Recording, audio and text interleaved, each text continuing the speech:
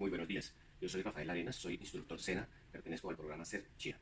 Hoy quiero comentarles cómo funciona un circuito en paralelo. Hay que tener en cuenta varias características del funcionamiento de un circuito en paralelo. La primera característica en este caso es la corriente. La corriente en un circuito en paralelo es proporcional a todo el circuito. Se divide en cada una de las resistencias que hay en el circuito. La corriente se divide en cada una de las resistencias que hay en el circuito.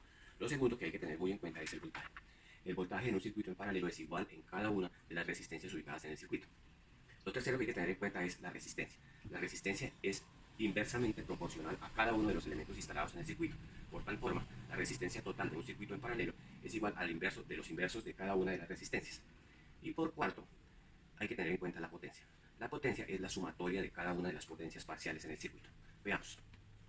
El voltaje se mide en cada una de las resistencias del circuito. Voy a encender este circuito y vamos a revisar cómo funciona el voltaje. Entonces el voltaje es igual en cada uno de los elementos del circuito. Para esto, coloco mi pinza voltamperimétrica, la coloco en voltios. Coloco mi pinza voltamperimétrica en voltios e inicio la medición sin desconectar ningún elemento del circuito. Voy a medir uno a uno de los elementos del circuito. Este primero mide exactamente, también debo pasar la pinza a voltios AC. Bien, este primero mide exactamente 125.4. Los demás, todos deben medir igual, 125.4. Y el tercero también mide 125.4 voltios, AC. Recuerden que nuestra fuente de energía es AC.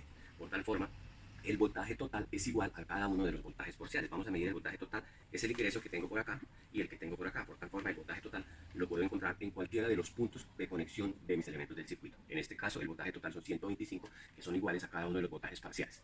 Bien, pasamos a la medición de la corriente. La corriente se mide con mi instrumento de medida, mi pinza voltamperimétrica, la cual voy a pasar exactamente a corriente en amperios, aquí donde aparece corriente en amperios, y coloco el valor en la escala más baja que tiene el circuito. E inicio a medir y a leer cada uno, porque la corriente se divide en cada uno de los circuitos. Por tal forma debo medir en cada uno de los elementos, debo medir la corriente. Voy a medir tal, se ve en este circuito, y voy a medirlo en el otro cable, debe entrar, y me debe dar exactamente lo mismo. 0.84. Y las corrientes parciales vamos a volverlas a revisar, porque las corrientes parciales me deben medir, en este caso, 0.08. Acá me mide 0.08.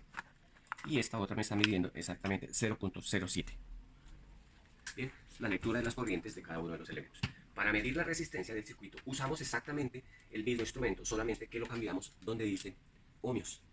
Y ahí exactamente, en ohmios, vamos a medir la resistencia de cada uno de los elementos. Recuerden que para medir la resistencia necesitamos sacar cada uno de los elementos, necesitamos sacarlos de sus puntos de trabajo y hacer la medición. Entonces yo saco cada uno de los elementos, los coloco en un sitio donde pueda medir y voy a medir la resistencia del circuito. Aquí en este caso estoy midiendo la resistencia y me mide exactamente 15.2 ohmios. Igual hago con todos los elementos del circuito, los vuelvo a colocar, los quito y vuelvo a hacer la medida de cada uno de ellos, ¿de acuerdo? Para que el valor que haya medido sea el adecuado, no tenga valores erróneos. Fíjense ahora que con este bombillo tipo LED, la resistencia es muy difícil de tomarla. Ustedes podrán ver que yo voy a tomar la resistencia acá y me aparece en OL mi instrumento de medida. Quiere decir que el valor de la resistencia es tan alto que ni siquiera lo alcanza a leer mi instrumento de medida. Por tal forma, es muy complicado leer la resistencia de estos bombillos tipo LED, ya que son un encapsulado de un circuito donde hay resistencias, condensadores, bobinas, circuitos integrados y otros elementos que hacen que este circuito sea muy difícil de leer la resistencia. Por tal forma, la resistencia se analiza en forma de un circuito mixto con una malla de circuitos. Bien. Por último, voy a medir la resistencia de este otro bombillo que me falta por leer. Entonces, de la misma forma lo coloco y mido la resistencia. En este caso me mide 12.5 ohmios. Bien, es la forma de medir las resistencias, las corrientes y los voltajes. La potencia está escrita en cada uno de los bombillos, está escrita la potencia, por tal forma la potencia no se requiere medir. Si no la tenemos por alguna circunstancia, ya se borró en el circuito, se requiere hallarla matemáticamente usando las fórmulas de la ley de Ohm y de la ley de Watt. Entonces tengan en cuenta que la ley de Ohm y la ley de Watt se requieren de carácter indispensable cuando por alguna circunstancia nos faltan elementos para hacer análisis de nuestro circuito. Bien, eso es todo lo que quiero comentarles respecto a los circuitos paralelos. Muchas gracias.